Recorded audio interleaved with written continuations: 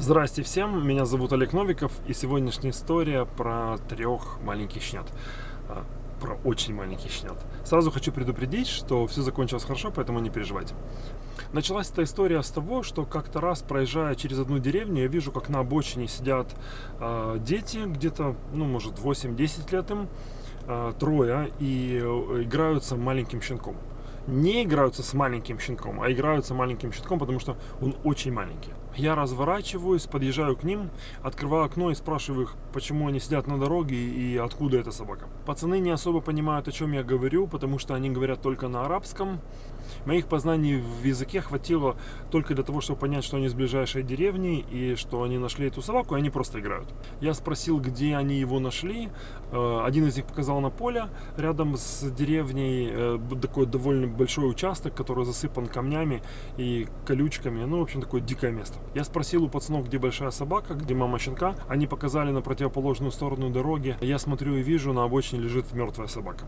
На другой стороне, рядом с собакой, была какая-то куча мусора. Судя по всему, наверное, она шла на ту сторону за едой и попала под машину. Я понимаю, что дело совсем плохо, потому что щенок совсем маленький, без мамы он не выживет, поэтому надо было его как-то забирать у них. Я говорю пацану с собакой: отдай его мне. Он такой: нет. Я говорю: хорошо, давай я тебе дам денег, я у тебя его куплю. Он подумал на секунду, говорит: нет. И тут его друг, который чуть постарше его, говорит ему: ты что, дурак? Давай ему продадим всех 3. И я такой: что, есть еще? Есть еще 2. Они стоят рядом друг с другом. Один говорит да, другой говорит нет. В общем, было понятно, что их 3. Я сказал, что я хочу забрать всех 3. И сказал им, что я дам за это денег. С этого момента начались долгие уговоры для того, чтобы отдать или продать мне щенков. Отдавать щенков он не хотел, но он согласился продать мне одного малыша. Но мне нужны были все 3. Я показывал ему деньги, потом говорил: ладно, не нужно, и начинал уезжать. В общем, все уловки восточного рынка. Ничего не помогало. Он не хотел мне отдавать 3, говорил: ладно, бери одного. Я не брал одного специально, мне нужны были все 3. Я сказал ему, что я возьму или всех 3, или никого. Через несколько минут возле машины уже было человек 8 в возрасте от 9 до 14 лет.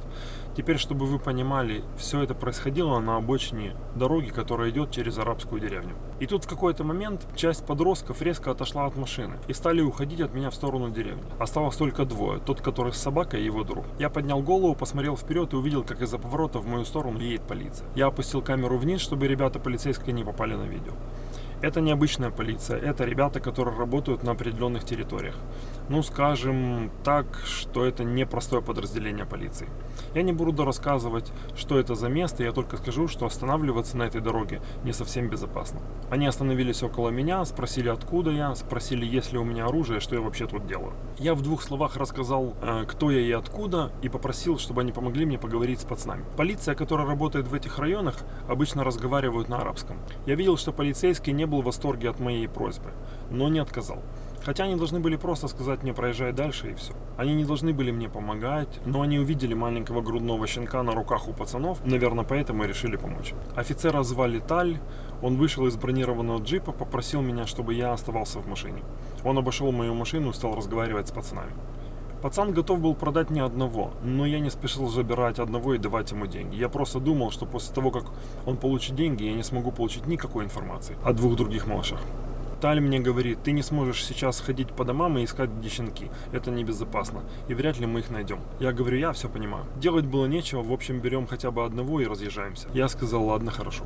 Я дал пацанам денег и забрал малышку. Это была девочка. Перед тем, как уехать, я говорю Талю: скажи им так, пусть он подумает. Я приеду позже сегодня или завтра утром. Если он захочет их отдать, я дам ему за них денег. Таль перевел на арабский. Я увидел, как пацан задумался немного. Я показал пацану жестом, типа: ты подумай, я приеду завтра. Они развернулись и пошли в сторону деревни. Я пожал руку Талю и поблагодарил за помощь. Пожелал им спокойной смены, чтобы без происшествий, и поехал обратно. Едь туда.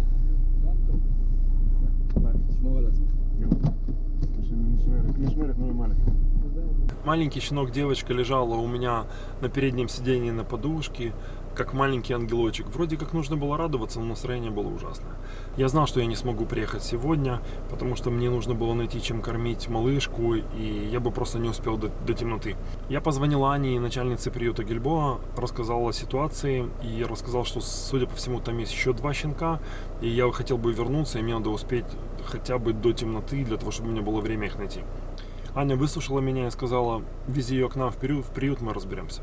Аня все бросила и поехала малышу за едой. Малышка была очень маленькой, поэтому его надо было кормить специальной смесью. Когда я приехал в приют Гильбоа, Аня уже была на месте. Я позвонил ей, она вышла, я из машины вот так передал ей щенка в руки, развернулся и поехал обратно. Я даже не заходил в приют. Она сэкономила мне драгоценное время. Теперь я мог вернуться обратно, и у меня было достаточно времени, чтобы искать других малышей. У меня не было ни малейшего понятия, где искать щенков. Но я вспоминал, что когда первый раз я увидел пацанов на обочине дороги, 3 других стояли посередине поля около больших камней. Почему-то я решил, что может быть это и есть место, где они нашли всех 3 щенков. Я ехал и думал, что можно сделать в такой ситуации.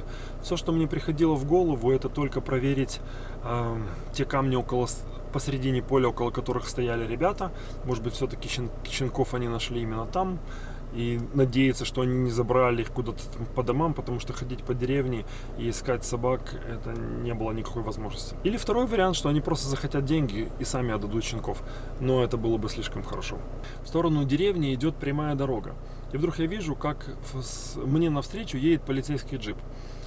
Это был Таль, 2-й раз за день. Он меня увидел, начинает притормаживать, останавливается около меня. И такое с удивлением: Олег, опять ты? Я сказал: да, я вернулся. Я сказал ему, что я не буду заезжать в деревню, я хочу проверить камни, которые находятся на поле перед деревней, на этом пустыре, может быть, там есть еще 2 щенков.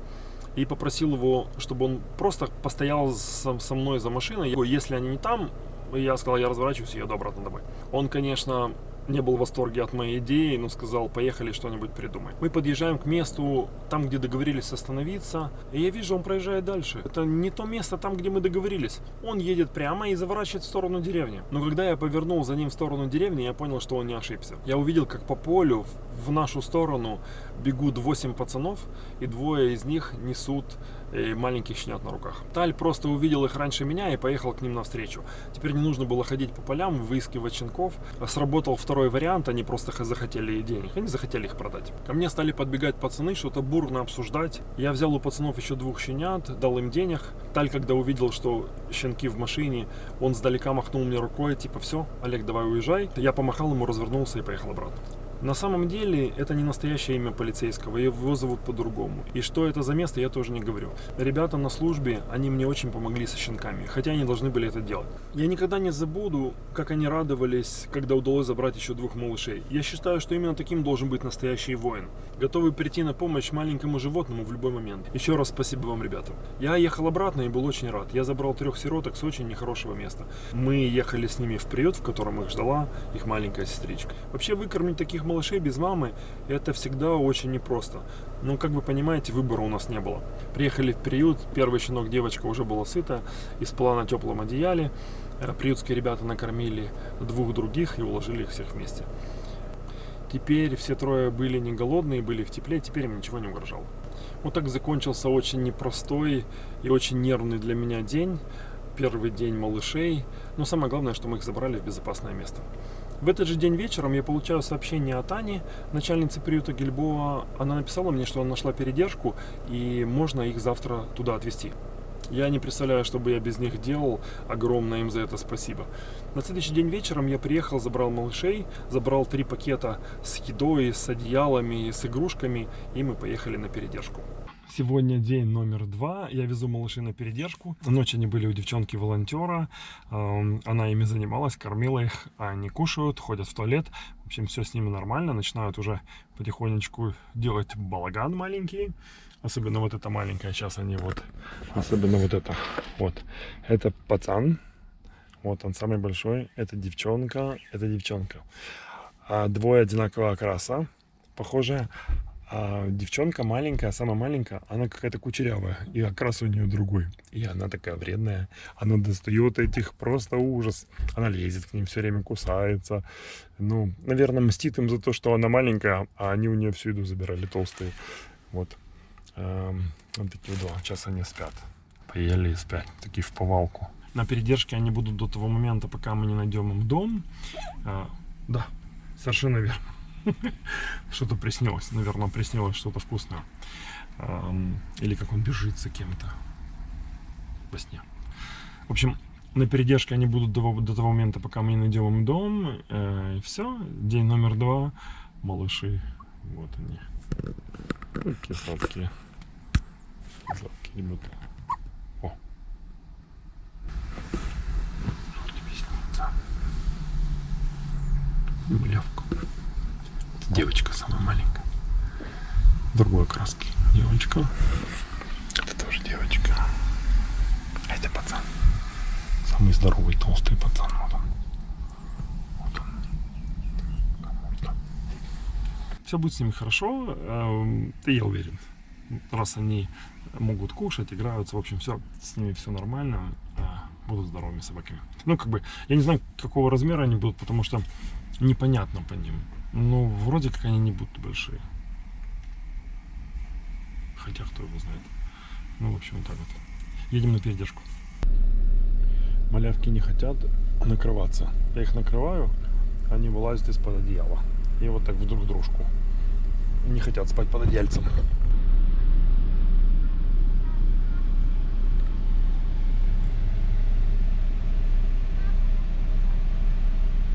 Девушка Анна, которая взяла малышей на передержку, уже не первый раз помогает приюту воспитывать и выхаживать малышей.